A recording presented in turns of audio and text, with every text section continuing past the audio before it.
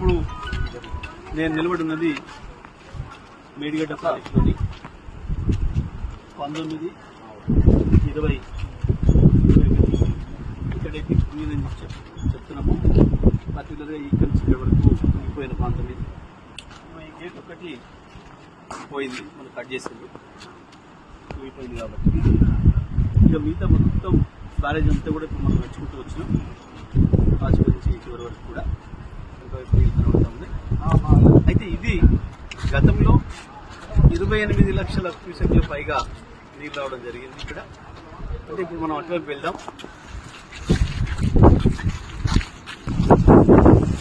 ఇక్కడ ఏమేమైతే తరబడి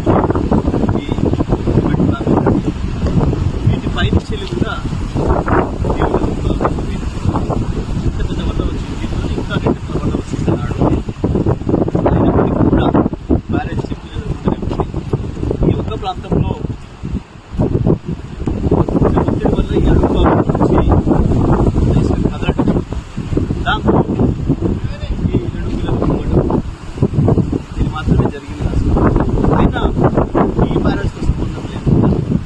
మనకి దీనికి 20 కిలోమీటర్ల పైన ఉన్న మన్నెపల్లి పంప్ హౌస్ మనం ఏదైతే వెళ్ళొచ్చినామో ఆ పంప్ హౌస్ దగ్గర నుంచే మనకు నీళ్లు లిఫ్ట్ చేసేది. ఈ బ్యారేజ్కి కానీ కుంగుబాటికి కానీ దాని నుంచి నీళ్లు లిఫ్ట్ చేయడానికి కానీ ఎటువంటి సంబంధం లేదు. అది ఎప్పటికీ నీళ్లను లిఫ్ట్ చేస్తూనే ఉండే అవకాశం ఉంది. ఇప్పుడు ఇంజనీర్తో మాట్లాడొచ్చినాం, నీళ్లను తీసుకోవడానికి ఏం అభ్యంతరం లేదని మాట కూడా చెప్పినారు. కేవలం స్వదిల్లా అన్నారంలో మళ్ళీ అక్కడేదో ఇబ్బందులు వస్తాయి అని చెప్పి ఎన్డీఎస్ఏ వద్దని చెప్పి చెప్తున్నారు. పూర్తిగా కూడా ఇది అబద్ధం. ఎక్కడ ఏ ఇబ్బంది కూడా లేదు. కేవలం ఎన్నికల ముందు దుర్మార్గమైన ప్రచారం చేసింది కాబట్టి, మొత్తమే లేదు కాలుష్యం కొట్టుకపోయింది అని చెప్పి ప్రచారం చేసింది కాబట్టి, ఇవాళ నీళ్లు ఇస్తే నేను చెప్పింది అబద్ధము అని చెప్పి ప్రజల ముందు తేలిపోతుంది. కేసీఆర్ గారి పైన మేము చేసింది దుష్ప్రచారం అనే విషయం ప్రజలకు తెలిసిపోతుంది.